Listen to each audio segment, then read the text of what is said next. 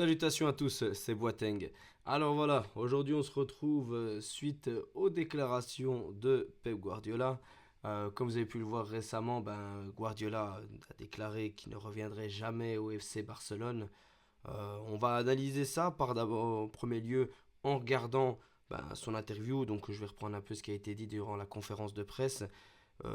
Et je pense qu'on va peut-être faire aussi une petite analyse là-dessus parce que je pense que beaucoup sont tristes d'apprendre que Guardiola ne reviendra jamais au FC Barcelone.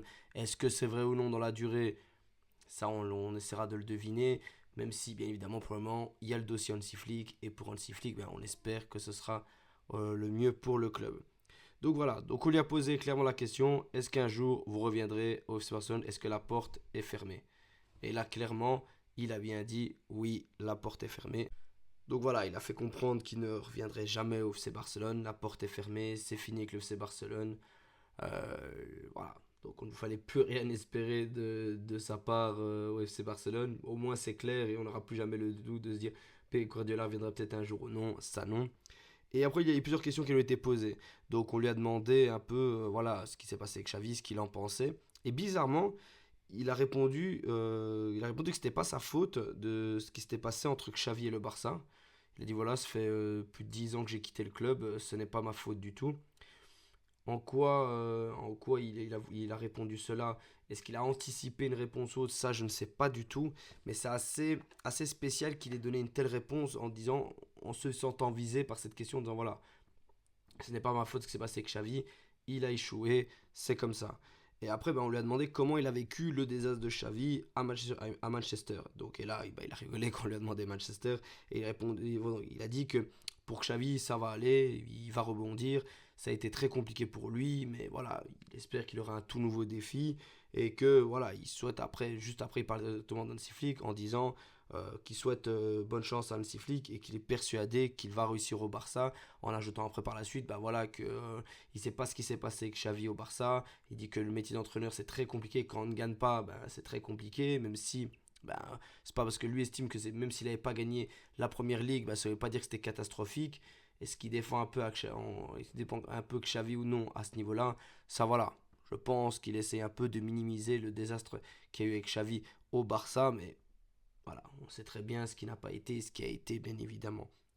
Pour réagir un peu à cela, c'est clair que Guardiola, il y a des questions à se poser sur Guardiola dans le sens que est-ce qu'il fouille le Barça parce que le Barça n'a rien à lui proposer et que le Barça n'est plus un grand club là, actuellement au niveau de l'équipe, bien évidemment, pas au niveau de l'institution, du renom, de la réputation. Il va se dire voilà, je vais me vautrer au Barça, c'est un challenge beaucoup trop compliqué, je ne veux pas. Ou alors voilà, il se dit non, il voit bien ce qui se passe avec la présidence du Barça, ça ne l'intéresse pas. Et comme il a bien dit, pourquoi il quitterait City au lieu qu'il est heureux à City, on l'écoute, on lui donne ce qu'il veut, on lui donne les joueurs qu'il veut, le budget qu'il veut, on le laisse travailler tranquillement. Est-ce que c'est ça qui fait que voilà, il ne voudra jamais, il ne voudra plus aller au Barça pour ça, parce qu'il n'aura jamais ce luxe qu'il a avec City, ou alors ce sérieux peut-être aussi qu'il a avec City. En 2025, son contrat s'arrêtera, si je ne me trompe pas. Et je pense qu'il reprolongera bien évidemment, mais c'est clair que voilà, il ne partira pas de City. On aurait peut-être pu penser plus tard, mais il va sûrement plus s'approcher de la fin que du début. Donc voilà, je pense aussi que c'est plus une réponse plus réaliste en disant non, vu la situation, je ne reviendrai jamais au Barça, dans le sens que je vais rester à City sûrement, et que après sûrement je vais prendre une sélection nationale, et après je vais arrêter, et j'aurai pas le temps de me prendre la tête avec le Barça. Le seul truc après qu'on peut vraiment conclure là-dessus, c'est de se dire voilà que Guardiola, malheureusement, ça aurait été, enfin pas malheureusement, plutôt idéalement parlant, ça aurait été super, mais vraiment ça aurait été super qu'il puisse revenir au Barça et qu'il puisse sauver le Barça. Vraiment, et qu'il puisse montrer le grand coach qu'il est, avec le peu de budget qu'il a, et que le peu de possibilités d'effectifs qu'il a, qu'il puisse créer un miracle au Barça. Je pense qu'il est assez réaliste et qu'il voit bien que c'est très compliqué. Malgré que l'équipe n'est pas mauvaise sur papier, on l'a maintenu maintes et des fois que voilà, le Barça sur papier, c'est quelque chose comme de très très positif. Individuellement parlant, on a des très très bons joueurs.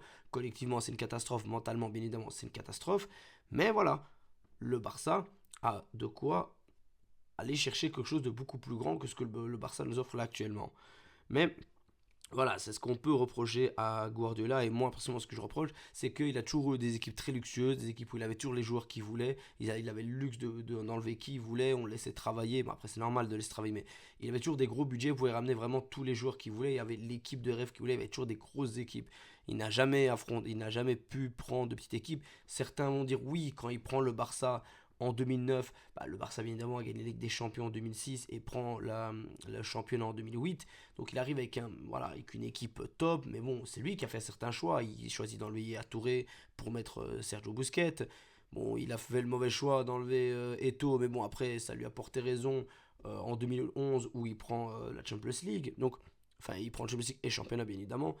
Et c'est ça qui est assez impressionnant avec Guardiola et qui enlève un peu, c'est que il a fait des choix forts, ça a porté ses fruits, il sait qui il veut, il sait quand il veut, il a recruté les joueurs qu'il voulait. C'est très rare qu'il ait eu peu de joueurs qui pouvaient l'intéresser ou qui n'avaient pas les joueurs dont il avait besoin ou qui ne pouvaient pas avoir les joueurs dont il avait besoin.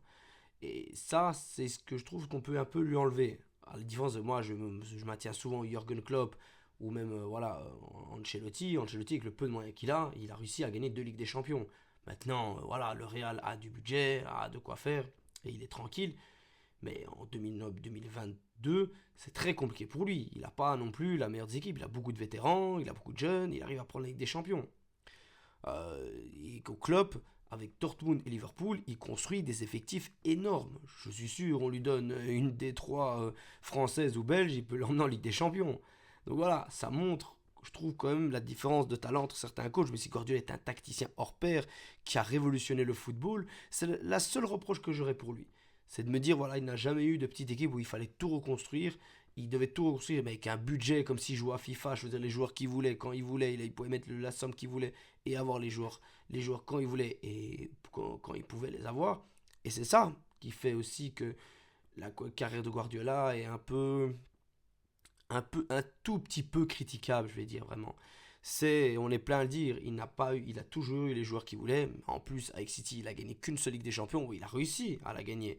Même si moi je maintiens que si le match avec le Real, ils ne font pas 1-1, ils sortent. Et la finale, si Lukaku ne fout pas la merde, ils sortent aussi. Ils sont capables de la perdre, comme quoi ils perdent contre ce Chelsea de 2021, qui n'est pas le Chelsea le plus flamboyant, et il arrive encore à perdre. Donc voilà, c'est souvent comme ça, Guardiola, dans les gros matchs, il s'est souvent vautré, il a souvent eu peur, il a souvent paniqué, fait des compos hallucinantes qui n'avaient ni qu'une ni tête, à l'image de 2016, où il fait une compo qui n'a ni qu'une ni tête, contre le Real Madrid, ils se font sortir bêtement, au lieu qu'il avait sa compo de base, contre le Bayern aussi, enfin voilà, avec le Bayern aussi, on se dit à chaque fois pourquoi, et en 2023, c'est ça qui ne lui a pas porté défaut, c'est qu'il a gardé les mêmes effectifs. Là, en 2024, c'est plus compliqué. Bon, Tour de Bruyne, ben, il n'a pas fait jouer parce qu'il était malade au match aller, voilà. Mais voilà, c'est ce qui fait que Guardiola, ce qui fait un peu sa richesse, mais c'est ce qui le critique aussi, enfin qui fait qu'il est critiquable, c'est vraiment qu'il a toujours eu les équipes qu'il voulait. Voilà, dans l'idéologie et surtout pour la beauté de foot, ça aurait été extraordinaire qu'ils viennent sauver le Barça, comme j'ai dit, avec les petits jeunes et qu'ils refassent comme 2009. Malheureusement, ça n'arrivera jamais. On le remercie pour tout, même pour le soutien. Il nous a beaucoup favorisé au niveau des transferts. Même si, comme on dit souvent, quand Guardiola ne veut pas d'un joueur, c'est pas pour rien. Mais voilà, on dit quand même merci pour tout. On lui en veut pas pour ses déclarations. On comprend, on respecte. Mais ça montre un peu que voilà, il a un peu peur pour ce défi. Mais on le respecte totalement. Enfin voilà les amis, je vous remercie pour l'écoute. On se retrouve au plus vite et Visca Barça.